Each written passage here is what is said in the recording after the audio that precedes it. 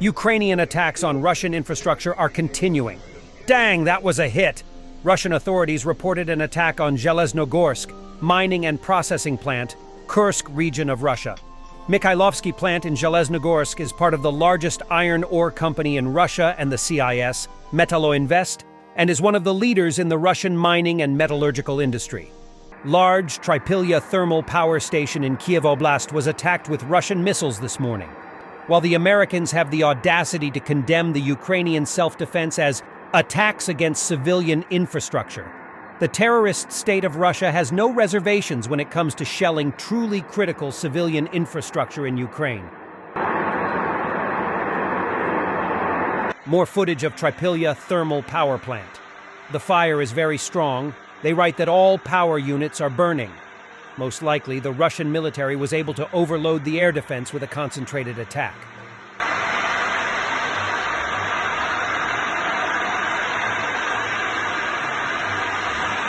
A Russian soldier in Marinka is filming some sort of pile of rubbish, which he calls the body of his friend Radek.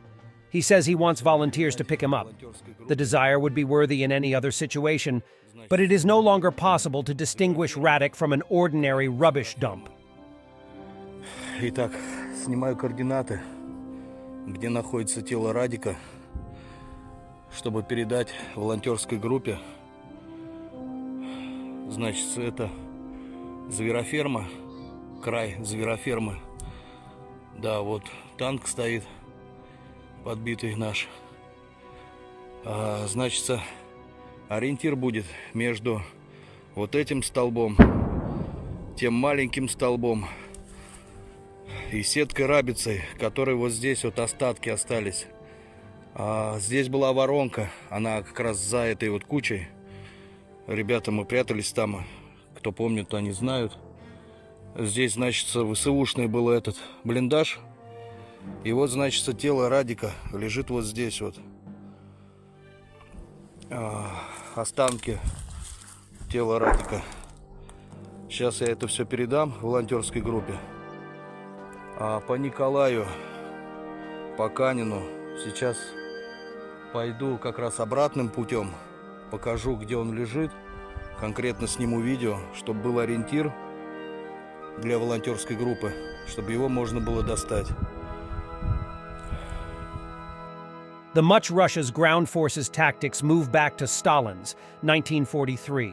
The much its air force moves towards Western precision standards 2024. 3 Fab 500 hit within 10 meters of the intended target building in Kharkiv Oblast. Ukrainian Eastern Air Defense completely gone.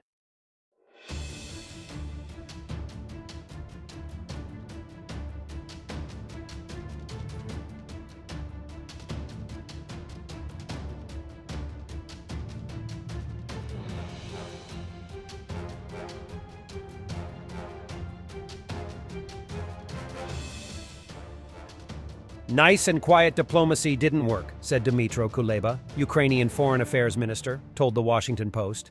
Mr. Kuleba said his team has identified more than 100 available Patriots. Some neighboring countries have more than one battery guarding a port or airfield, he said. President Zelensky has said Ukraine needs 26 to create a total air shield over Ukraine, but Dmytro Kuleba is initially focused on obtaining 7 as quickly as possible. That would cover Ukraine's largest cities and leave at least one free to be closer to the battlefield, where Russian aviation has been punishing Ukraine's troops on the ground using guided bombs. Kiev received its first Patriot batteries last summer, but the 3 it has now are not sufficient to defend the entire country against Russia's increased aerial bombardment.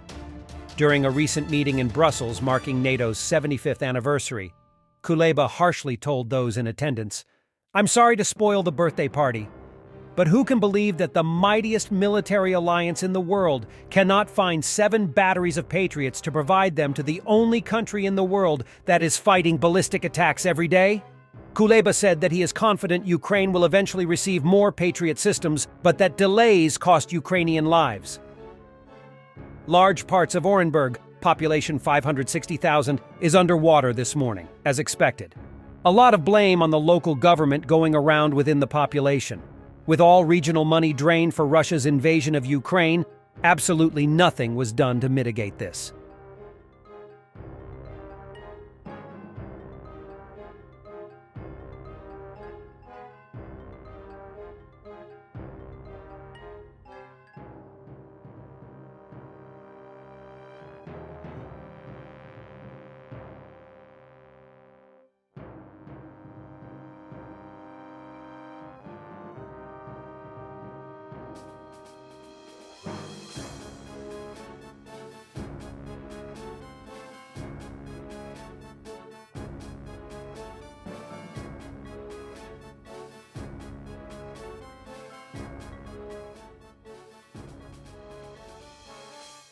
Institute for the Study of War writes that the United States and other Ukrainian allies must take 3 specific and immediate steps.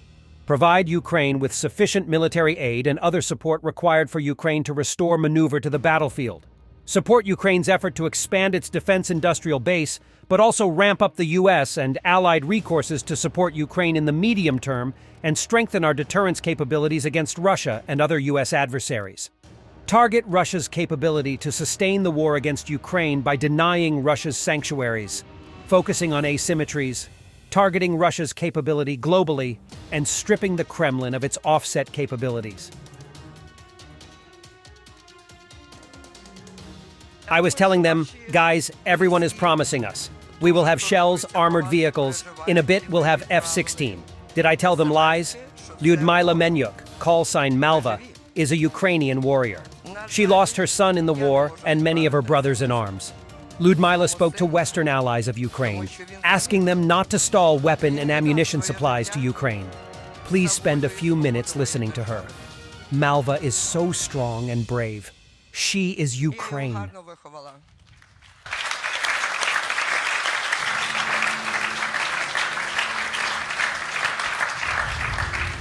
Мати, яка виховала героя, під час війни не має права нічого не робити. Для мене війна йде 10 років. У 2020 році я була звільнена і маю інвалідність внаслідок війни 2-ї групи. Тіло моє скалічене. Я бачу тільки на одне око і чую в мене тільки одне вухо. Але 24 лютого 22 року, не думаючи, я пішла в військо. Тому що я маю досвід. Я головний сержант штурмової роти. Я була на цій великій війні в Северодонецьку і Бахмуті. Я бачила, як помирало місто. Thanks for watching, and don't forget to subscribe. Also, if you want to support Warthog Defense, please become our member and get early access to new videos, exclusive members-only videos, and become administrator in comment section. The membership link is in the description. Every day. We had a guy last week at 6 rescues in 6 days. You know, he's doing the job every day.